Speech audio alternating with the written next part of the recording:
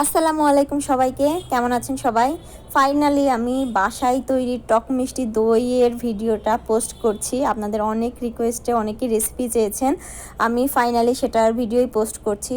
পুরো ভিডিওটা না টেনে দেখবেন, আশা করি আপনারাও বাসায় এরকম পারফেক্ট টক মিষ্টি দই বানাতে পারবেন। আর ভিডিওটা কেমন লাগলো জানাবেন একদম লাস্টে কমেন্টসে অবশ্যই। তো ফার্স্টে টক মিষ্টি দইয়ের জন্য টক দই লাগছে। আমি প্রায় 4 চামচের বেশি টক দই নিয়েছি, 4 চামচের, আপনারা চাইলে আরেকটু বেশি নিতে পারেন।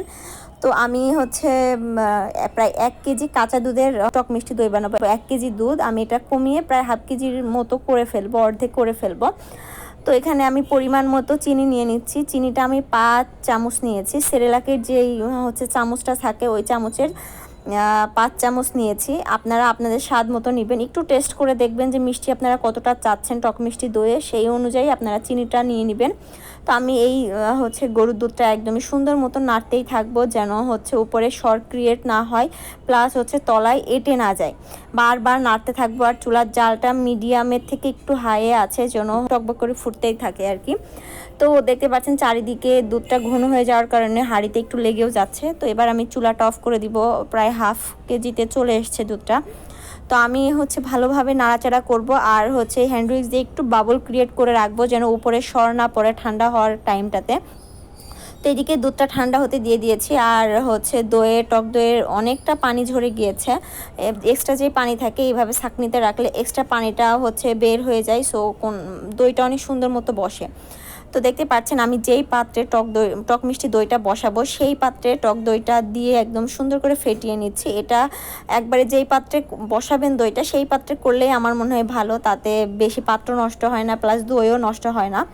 তো আমি চামচটা দিয়ে সুন্দর করে ফেটিয়ে নিলাম। নিয়ে এবার দুধের ভিতরে একটু আঙুলটা ডুবিয়ে দেখলাম যে দুধটা পারফেক্ট ব্যালেন্সে এসছে কিনা, মানে ঠান্ডার ব্যালেন্সটা হয়েছে কিনা। একটা আঙুল মিনিমাম 10 সেকেন্ড ভিজিয়ে রাখতে পারবেন, এরকম মানে গরম থাকবে। সেই হালকা উষ্ণ গরম দুধের ভিতরে এবার টক দইগুলো দিয়ে দিচ্ছি। আমি আবারও বলছি, দুধের ভিতরে একটা আঙুল মিনিমাম 10 সেকেন্ড রাখতে পারবেন, সেরকম গরম হতে হবে।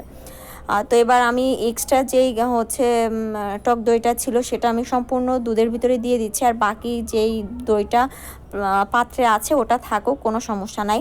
তো এবার টক দই আর দুধের মিশ্রণটা খুব সুন্দর করে আমি মিক্সড করে নিব হ্যান্ড উইক্স দিয়ে। আর যত বেশি বাবল ক্রিয়েট হবে তত বেশি দইটা দেখতে সুন্দর হবে।